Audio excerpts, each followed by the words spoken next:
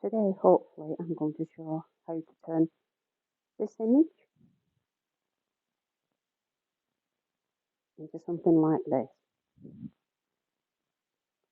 I've already opened the image in Photoshop, but I've got on the desktop layers, basically textures, really not layers. And all my textures, as you can see, I actually get from wallpaper and oops, not that one. I use wallpapers, textures, photograph, concrete, walls, anything that I think would make a good texture. So after we've opened the image up, I go to layer and then I duplicate the layer. Always work on the layer and then you don't accidentally destroy the layer underneath, which is locked. Now once I've duplicated the layer, I do have Lightroom, but I prefer to work in Camera Raw. Very much, if you can use Lightroom, you can use Camera Raw and vice versa, but I just prefer Camera Raw. And I start off with just altering. Now, there's no fixed way of doing this. I do it by eye. I do it until I think it looks okay. Get rid of some of the highlights, add clarity. I actually take some of the vibrance and saturation out. I think it makes the picture look a little bit better. That's only my opinion. A lot of people have other opinions. I lift the shadows, and then you can see some of the hair, because over here I'm actually going to highlight and sharpen some of the hair. Then you can see a bit of texture in it after. Once I'm happy with what I've done, you can remove blemishes, you can do everything in here. I press OK. Now, if you click on the eye and it turns it off, you can see what difference it's made, but still working on the upper layer. I always close it down. I know you can work in Bridge, but this is the way I've always done it. And I select, I loop through and see which background I like. You can try quite a few, but I select one that I like, and it's this. Now, you can flick backwards and forwards between these. I'm going to actually select all of that. And then I go to this and I select all of that. So it gets what you call the little merchant ants around it. Once I've rotated it, image rotation, and I want it that way, sorry, I might have to select it again. I go to edit and copy. Then I just click to the next photo. I go to edit, and where it says copy and paste here, I put paste in place. Now it looks like it's actually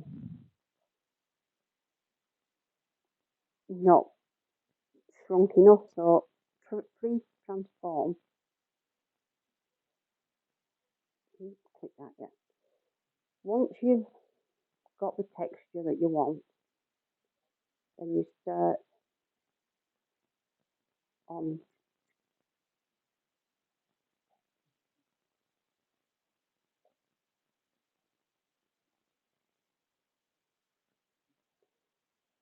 I like the multiply one. But if you just run your cursor around, it will actually show all the different effects that it will give. And you decide yourself which you want to do. I don't know if you multiply. No, I'll go with hard light. Once you've chosen that, you go down to the bottom. I call it the little washing machine. I know it's not, but that's what it reminds me of. And you click, then it adds a layer. Now, once it's added the layer, you select your brush. Now, make sure it's the black here. You can actually swap them about. White, I'll put it back in. Black, I'll take it away. I go to my brush palette. Here's a selection of all the brushes I have. And I'm going to choose this. You do your sizing, your spacing. And I'll start just dabbing.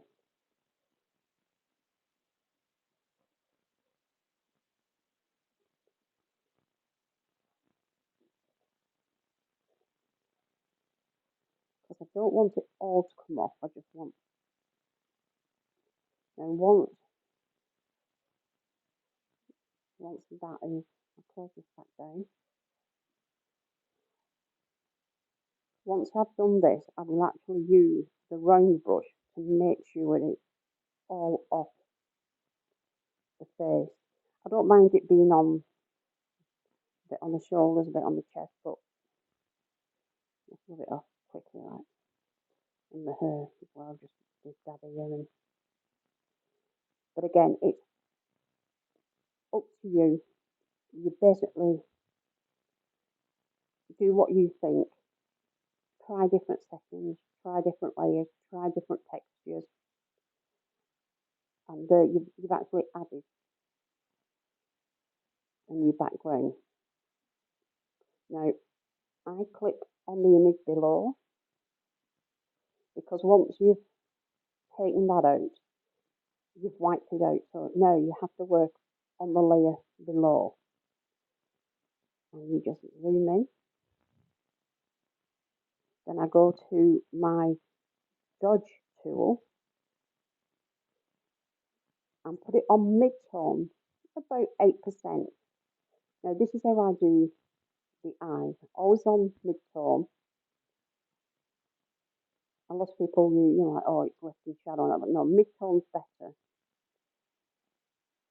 And you lighten it, you just rub it across the eyes and it lightens it.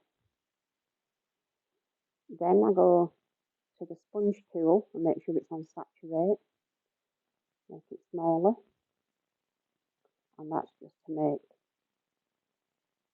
add more colour, make the eyes a little bit more blue. Then you go to your burn tool, make sure it's on shadow, a small brush, because all you're doing is making the eyelashes darker and the dark rim on the outside and your pupil. It just makes the eye stand out just a little bit more. Run it across your lips there to get more definition on your lips. Now, on the shadows, obviously make darker colours darker. But if you run it across the scar, it will just make it a little fraction more darker, and it will make it stand out more to give it basically like a 3D-ish effect. And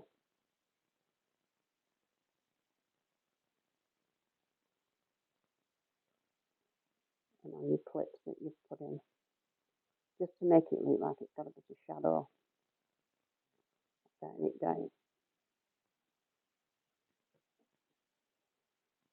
And then it's on screen. And as you can see from a big difference already with not much work done. Now, if I'm happy with that, and I'm not going to work on it again, if I was working on it again, I would just save, and you'll put save as, and it'll come up on a Photoshop. But I'll just cancel that because I'm not saving it as that. And when you do that, it means you can, once you come back to it, all your layers are still there. so you can alter them and do whatever you want. But I go back to filter to camera raw, and it's only showing me this. It doesn't matter because all I'm doing, go to where it says FX, and I'm darkening it. So I'm putting basically a vignette on it. You see.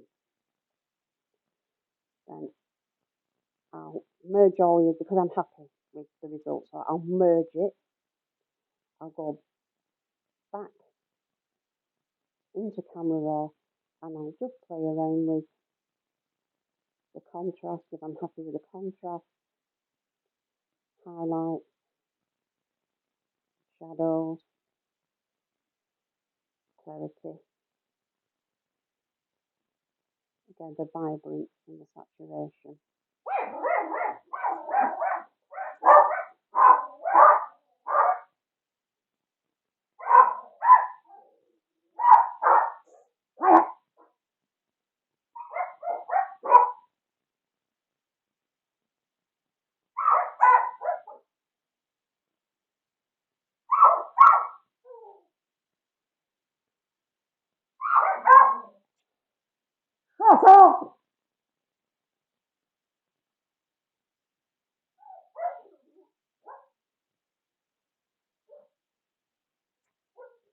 Just to add a little more sharpening, I'll go to the sharp tool and just rub it on the hair here and there, just to give it a little bit more sharpness.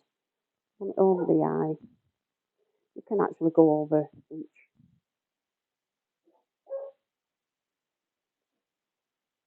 metal piece too.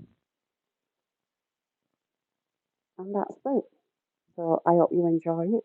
And don't forget, just go in, have fun, follow a few steps, change it about, and it's just your preference.